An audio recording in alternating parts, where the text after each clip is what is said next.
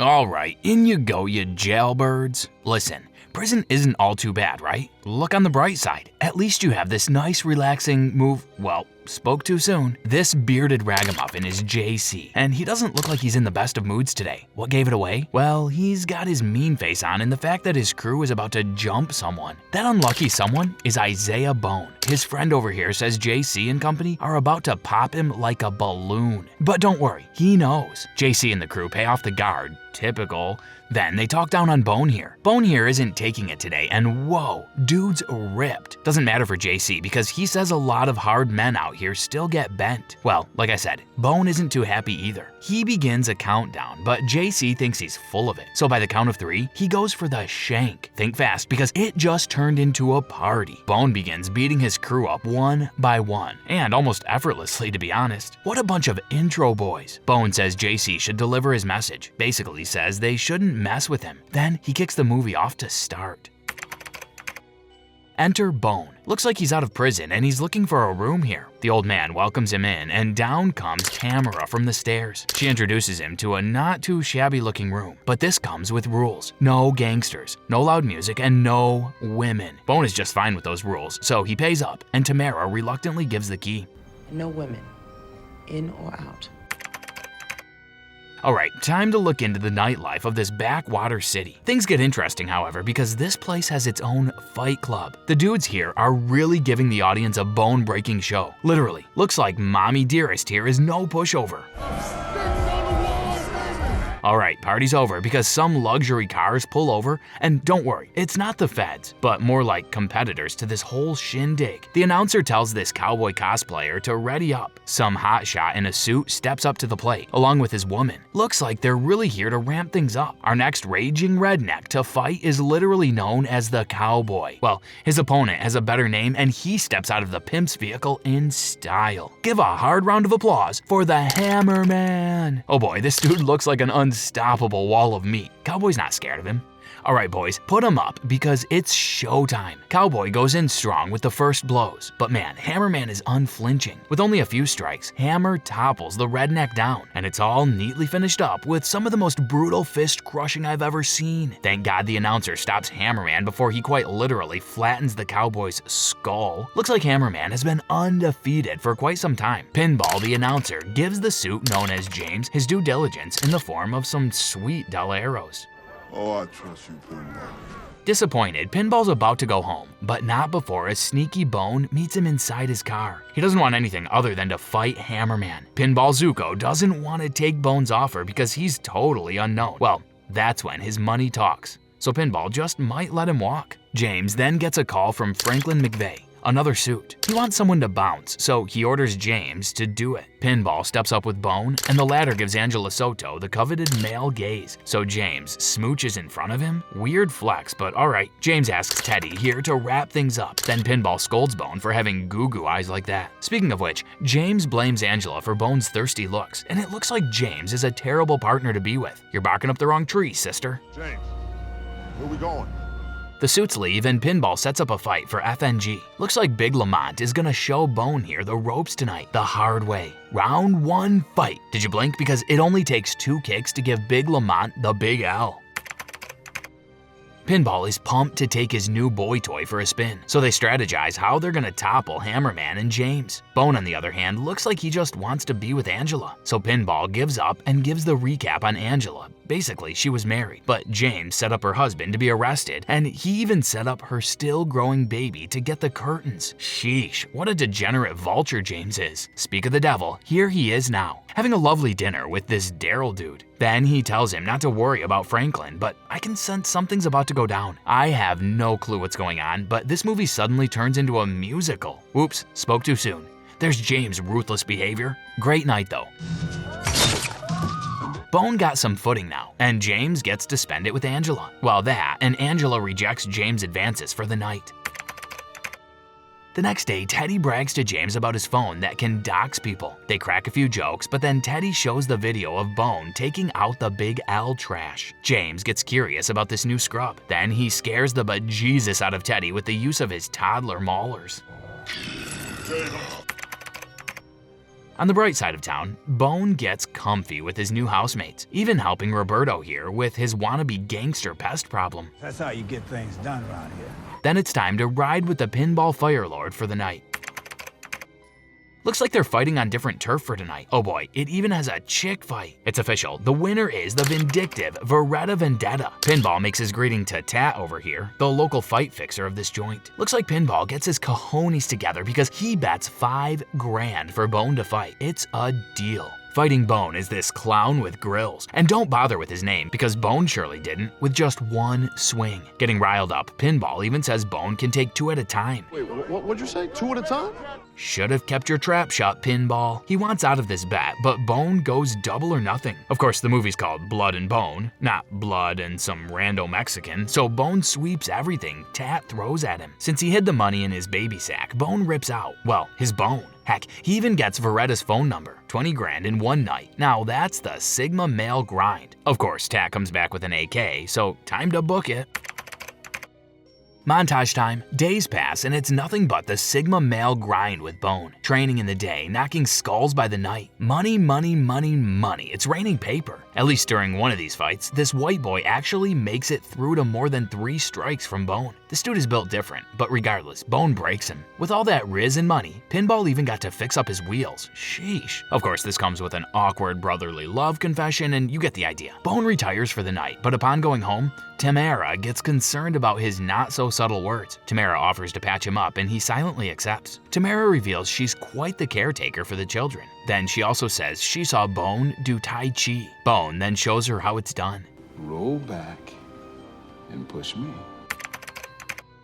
Then, eventually in the morning, he even shows one of the kids how to do it. Night comes, and wow, Roberto finally won against Bone in a round of chess. That's a few dollars out of his pocket then. Speaking of pockets, this chick is running out of pocket room somewhere because she's about to get run over by this huge SUV. Monique here knows the full hand of wrath from James. That's why she's running from him, even though she professes she's right. Well, James loses his marbles and prompts Teddy to squish her like a bug. Goes to show how much of a dipstick James is.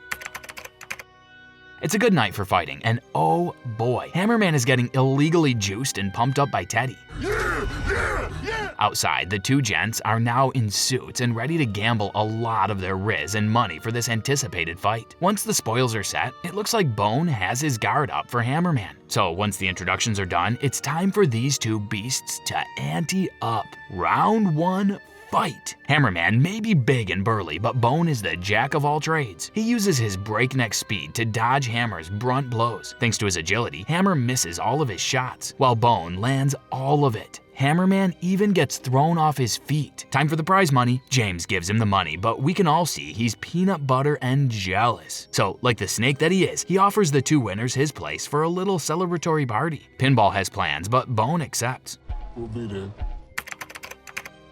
Welcome to James' snooty, finely tuned estate. James welcomes the two over, but Bone is just interested in Angela over here. Alright, this is awkward, so James shows him his little man cave. You know, those weeaboo stink basements filled with Asian swords they can't even use? The two share some intellectual ideas about Genghis Khan's beastly mentality. Basically, while they were out partying, James here was studying the blade. Then, the conversation moves to Franklin and how he manages the best fighter in the world, Pretty Boy Prince. He's no British captain, but he's already ended 4 men in the ring. Next to that, it costs $5 million to get knuckled by him. James is basically offering him a deal. He fights and defeats Price, then they can split the money and James would have Franklin off his tail. Bone will think about it though. I don't like people to say no to me.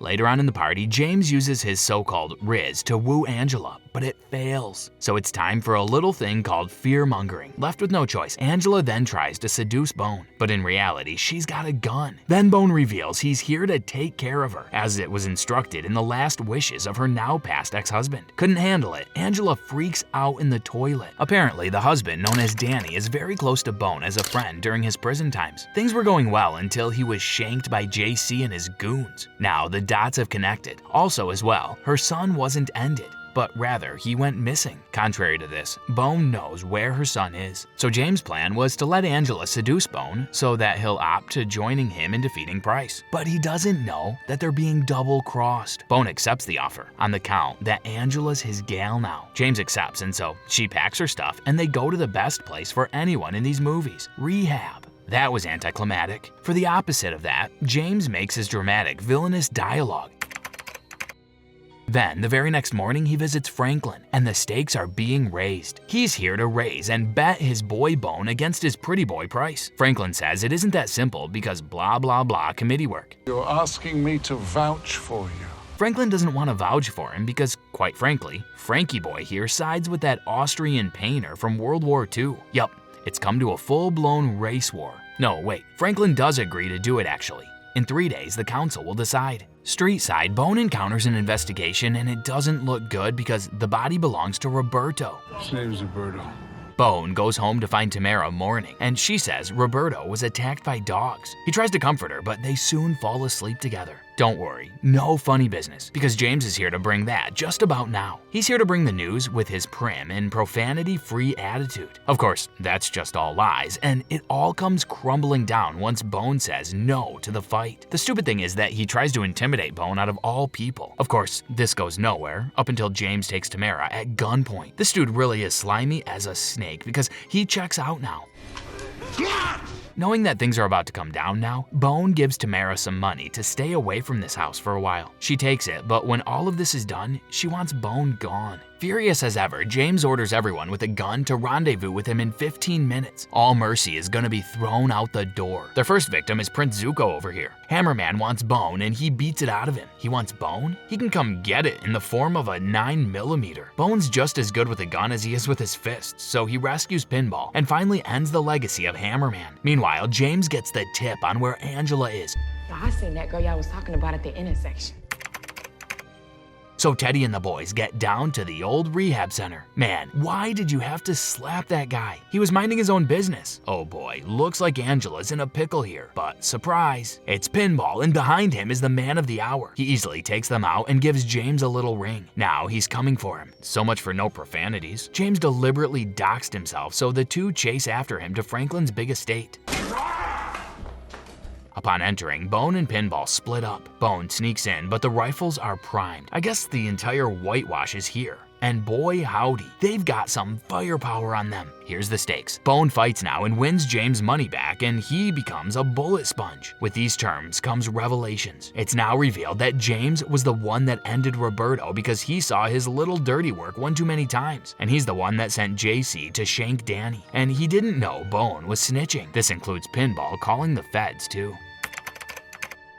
Looks like it's time for the final boss of this film, ladies and germs, because here's Pretty Boy Price. Fighters at the ready, and fight! I said fight! Oh, they're just testing each other's reflexes. Blink and you'll miss it, because these guys strike hard and fast. Once they get a hold of each other, each bout gets more brutal than the last. It soon comes to a grapple. These two are beasts of the MMA world, so they equally take and trade blows. More and more, however, Bone is beginning to dominate the competition. He beats him to a pulp, but spares his bones, ironically. Funny thing is, Bone taps out.